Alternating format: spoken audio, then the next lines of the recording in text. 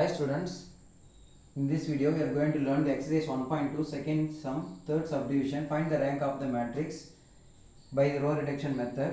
Here the matrix is of the order 3 by 4. 3 rows இருக்கு 4 column இருக்கு. So the rank first you have to name this as A. A ன்னு பேர் வச்சுக்கிறோம். The rank எப்படி இருக்கும் அப்படின்றது நம்ம ஒரு ரூல் வச்சு செக் பண்றோம். Minimum of 3, 4.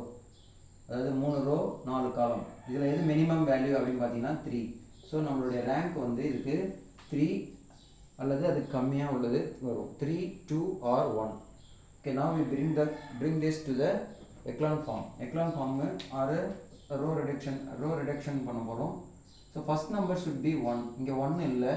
ஸோ அதனால் லாஸ்ட்டில் நம்ம தேர்ட் ரோவில் 1 இருக்குது. So I am going to interchange the row 1 with row 3. The first one is first option எதான் பண்ண போகிறோம். R1 interchanged with R3. So the A matrix now becomes -1, 2, 3, -2. interchange பண்ண பார்த்து அந்த row ஃபுல்லாக அங்கே மேலே போயிடணும். அந்த ரோ ஃபுல்லாக இங்கே கீழே வந்துடணும். 3, -8, 5, 2. செகண்ட் ரோ டிஸ்டர்ப் பண்ணல, அது அப்படியே விட்டுட்டாச்சு. நெக்ஸ்ட் இது நம்ம 0, இந்த டேர்ம் 0 ஆக்கணும். ட்ரையாங்குலர் ஃபார்முக்கு இது 0 ஆக்கணும். அதனால் ஃபஸ்ட்டு இந்த டேர்ம் 0 ஆக்கணும்னா இந்த எலிமெண்ட் வச்சு பண்ணணும். So R2 implies R2 plus 2 times R1. R1 2 into பண்ணிங்கன்னா இங்கே -2 வந்துடும். ரெண்டுத்தையும் ஆட் பண்ணால் ஈஸியாக 0 வந்துடும். ரஃபில் போடலாம். இதெல்லாம் வந்து +2 இன்ட்டு பண்ணுறோம். So -2, 2 into 2 4, 3 2s are 6, -4. Then the second row அப்படியே எழுதிக்கிறீங்க. 2, -5, 1, 4. ஆட் பண்ணிங்கன்னா 0, -1, 7, 0.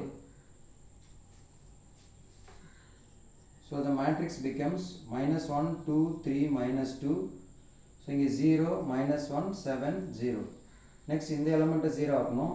அதுக்கு என்ன டிரான்ஸ்ஃபார்மேஷன் பண்ணணும்னா R3 implies R3 plus 3 times R1. இங்கே 3 இருக்குது, அங்கே அதனால் இங்கே 3 என்ட்ரு பண்ணணும். ஸோ ரோ 1ல் 3 என்ட்ரு பண்ண போகிறோம். ரோ 1ல் 3 என்ட்ரு பண்ணிங்கன்னா -3, 6, 9, -6. Write the third row as it is. Third ரோவை அப்படியே எழுதிக்கிங்க. இதை ஆட் பண்ணிங்கன்னா 0, -2, 14, -4. 0, -2, 14, -4. Next இந்த டேர்ம் நம்ம 0 ஆக்கணும். ஸோ ஃபார் தட் என்ன டிரான்ஸ்ஃபார்மேஷன் பண்ணலாம். ரோ 2 -2 இன்ட்டு பண்ணணும். Row 3 implies row 3 -2 times row 2. So அந்த டிரான்ஸ்ஃபார்மேஷன் பண்ண போகிறோம்.